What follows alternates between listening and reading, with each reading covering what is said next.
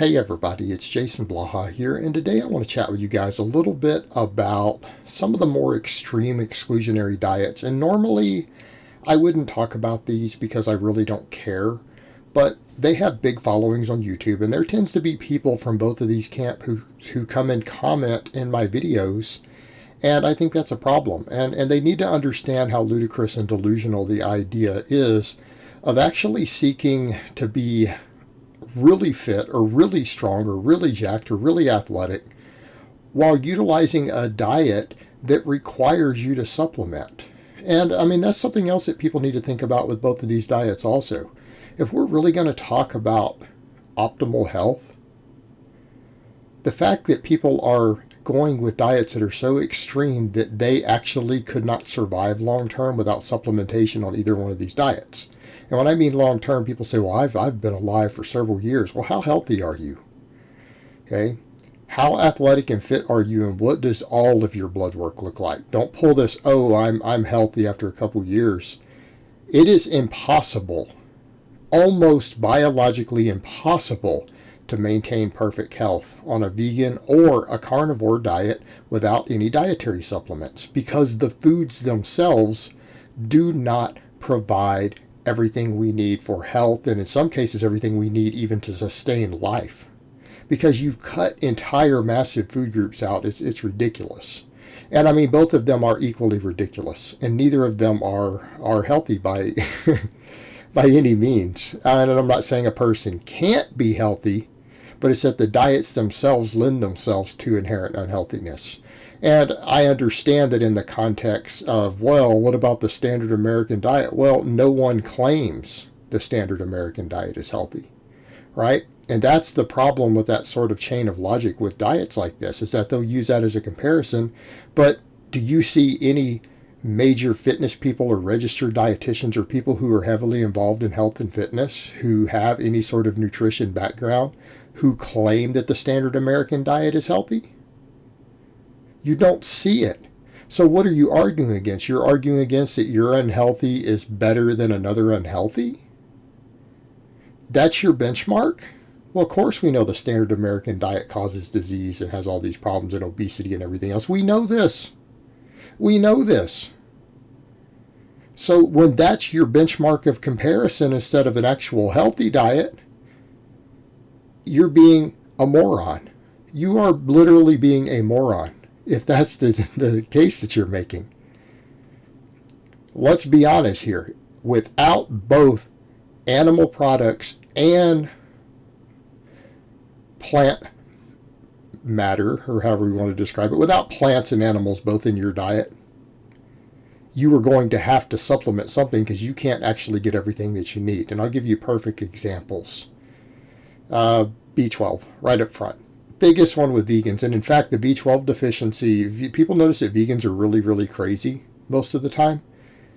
A lot of you may not be aware that B12 deficiency is actually linked to major mental illness, and some of the problems that you develop from B12 deficiency, like if someone's been a vegan for several years and they haven't supplemented any B12, yeah, they could actually have mental problems for the rest of their life even after they had the B12 in. There's certain damage that can happen to the brain. And yeah, it could actually mess you up for life to go several years with no B12 of any type. Okay? Unless you're one of the few rare people who can make it. And they're very, very rare. Extremely rare. Alright?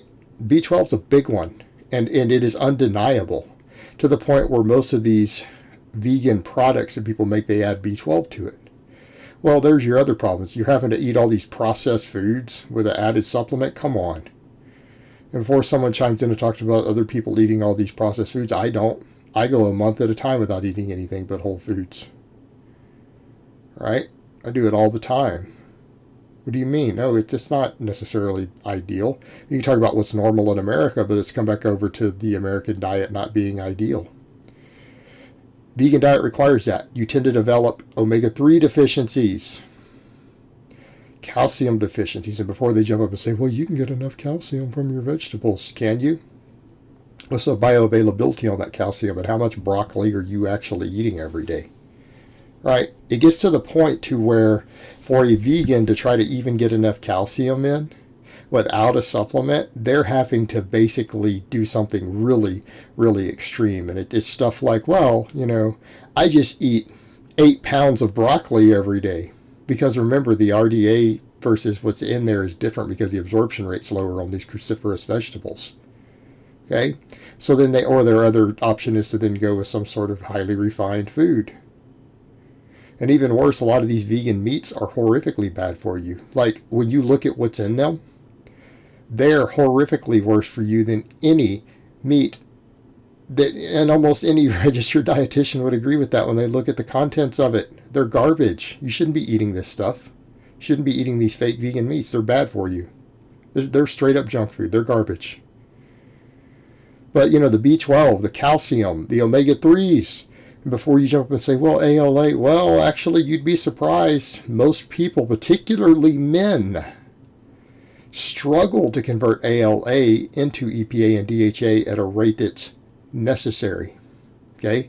And because you're not getting any animal source stuff to bridge the gap, it's actually quite possible to very quickly develop a deficiency.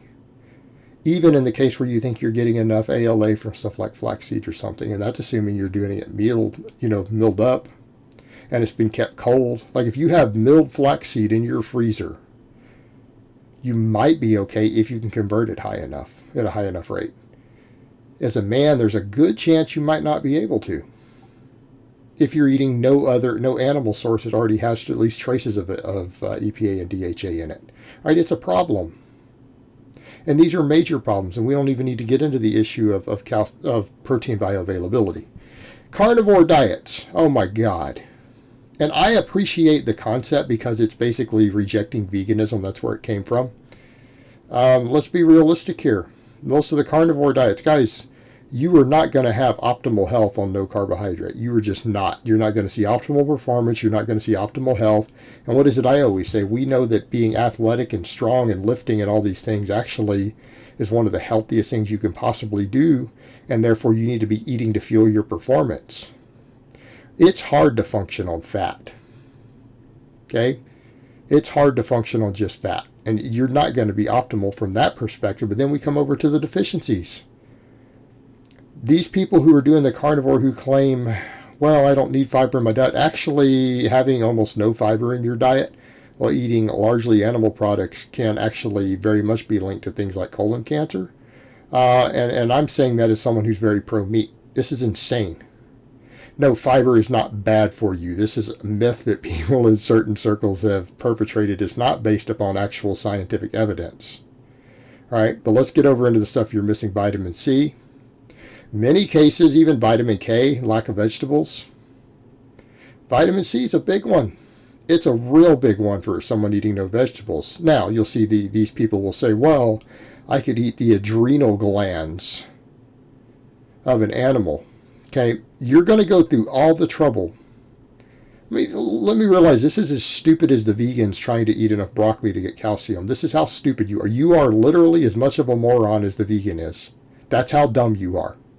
You're going to go try to source certain organ meats and glands just so that you can get enough vitamin C to not get scurvy. Why can't you just eat some spinach? Okay, why can't you just eat a little broccoli? I mean, these people who do the carnivore diet are forgetting the fact that obligate carnivores in the wild actually still eat traces of plants. They don't eat an all-meat diet. Watch your house cat. They'll go chew on leaves and eat leaves. That's an obligate carnivore, which, by the way, obligate carnivores can make their own vitamin C. That's what makes them an obligate carnivore. They produce ascorbic acid. Humans don't. Hey, right up there off the top, the vitamin C. The lack of carbohydrate. And I understand that you'll say, well, highly refined sugars are linked to all these diseases. You're right. But you know what? There are tons and tons of carb sources that you can eat that are not refined sugar. I eat mostly carbs these days. I don't eat refined sugar. Very, very rarely. Only in social settings. I don't keep anything like that in my home. It's very possible to eat an ultra-high carbohydrate diet that has no processed sugars of any type in it. Okay, it's really easy. But instead, you're doing stuff like this, and you're developing deficiencies and stuff like vitamin C, fiber, A lot of the phytonutrients can promote enormous benefits to health that are in plants.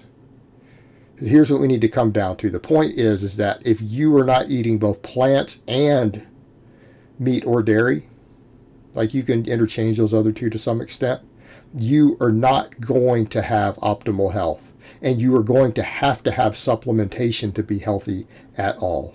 It's absolutely ludicrous. All right, guys, well, that's really all I have to say on that today. I hope it's been informative, and I will talk to you guys next time.